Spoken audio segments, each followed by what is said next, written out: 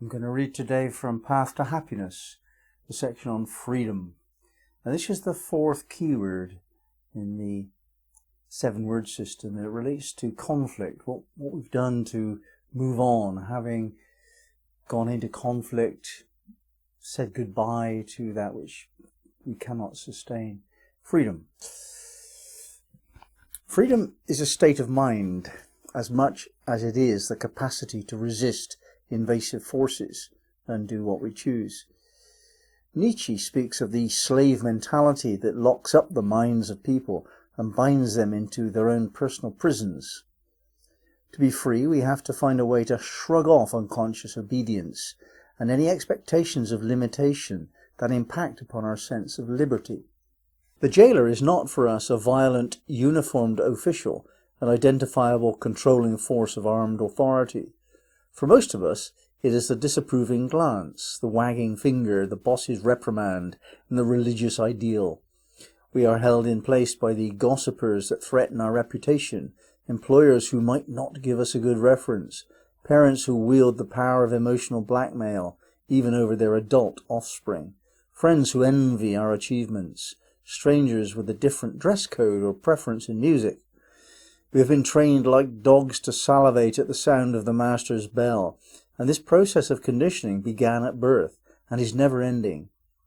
In fact, in extremis, it is indeed actually backed up by an armed automaton who serves a tyrannical authority. Most of us, though, are too complacent or intimidated to question and challenge the rules enough to be a threat to the possessors of power. As Rome understood very well, give the plebs bread and circuses, and they are under control.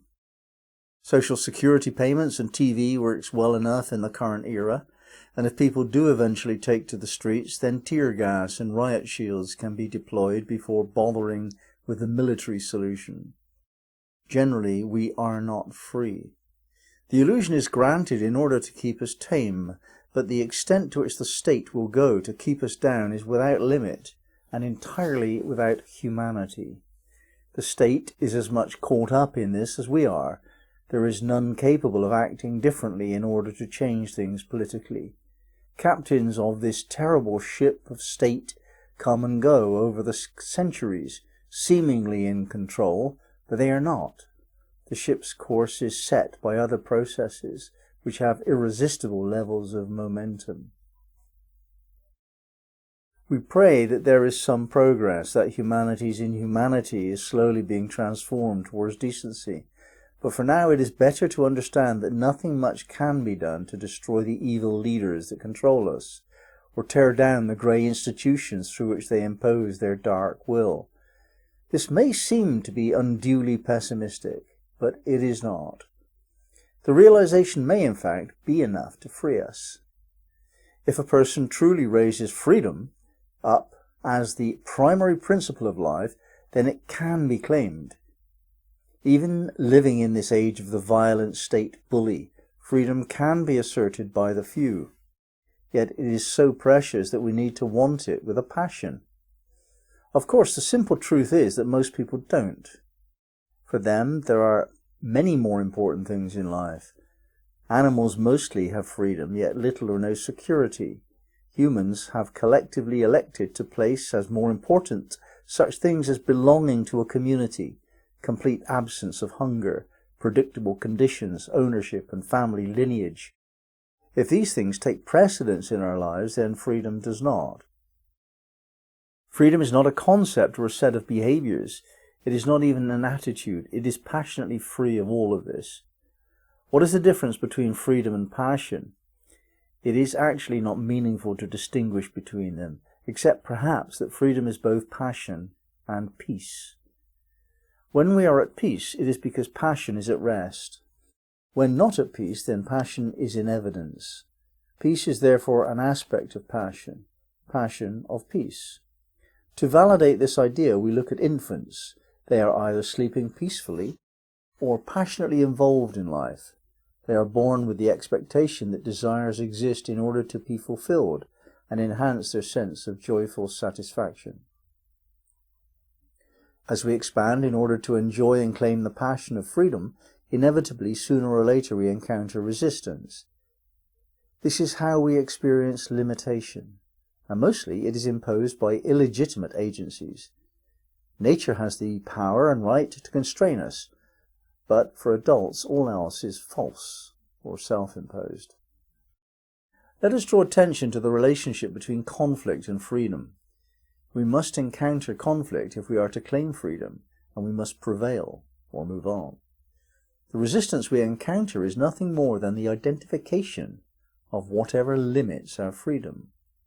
Sometimes we lack the power to progress in a given direction, so we must accept this and let go of our intention. We see how the word goodbye aligns with both freedom and conflict. When we have learned to say goodbye easily and completely, then we can enter conflict passionately. This fearless, full-on commitment increases our chances of success. There is no fear of failure, since we can move on without nostalgia or any attachment to winning and losing. Inwardly, we are restrained by the fears implanted in the psyche by those forces that molded us during childhood. These are not known to us. They are hidden inside, locked up and lurking.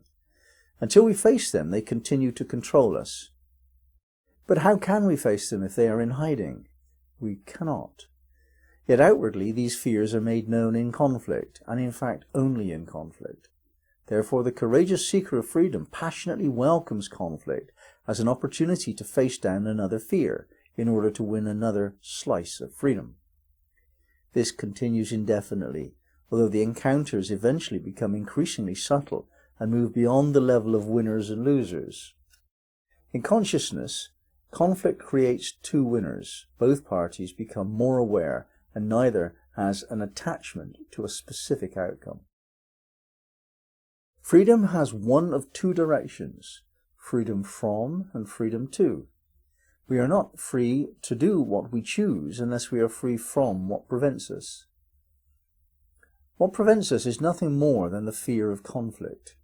Having overcome that fear, then what freedoms are then available to us? We ask, what actually are we free to experience? And the answer is anything realistically imaginable.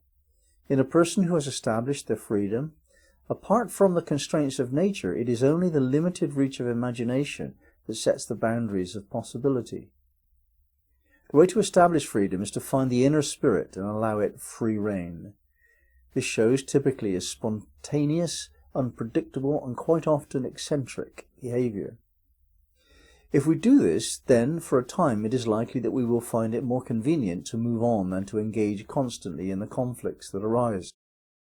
We say goodbye to people and circumstances that restrict us until we find a situation where we feel at ease. Then we need to face down whatever attempts to control our joyful self-expression. This can be done gently and lovingly, as long as it is done convincingly. Having claimed our freedom, then what? It, like money, is fully enjoyed only when it is surrendered. So how can we reconcile our passionate freedom with an equally strong desire for involvement? We want relationship, family, career, and a sense of belonging to our tribe. How to have both involvement and freedom? The answer to this conundrum lies in the Sufi teaching. It is meaning that brings freedom to involvement.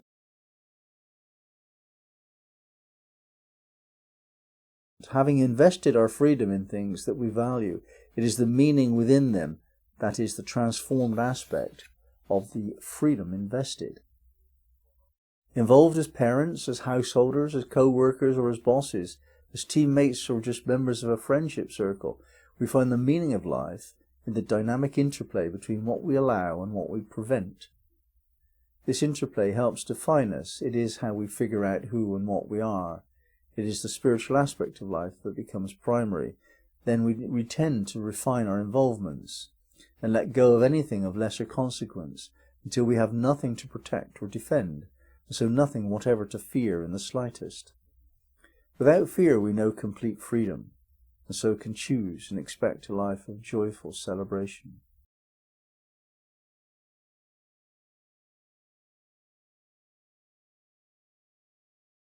Life itself, Yahai, is given to us, and it's never taken away. Life is eternal. Qayyum represents that principle. Life goes on and on and on and on and on and on. It just doesn't stop. And this vitality that we have is not something for the future. It's now. The extent to which we influence local situations seems to be limited. It's not. The vibration just goes on and on and on. It keeps on having an effect. Everything we do has an eternal effect because we are eternal beings and we're carrying the memory of all that we've ever observed, all that we've ever done, and we carry that eternally. It's an awesome idea. And this vitality of being, Yahai, is how we experience that eternal life energy in this moment. In every single moment, we are filled with the life force. And it's very difficult indeed, to lose track of that. And that's evidenced by people who are rather old and incapable of very much, but they still live, and they still want to live, and they've still got that burning vitality in their eyes that proclaims, I am alive, I am life. That's Yahai.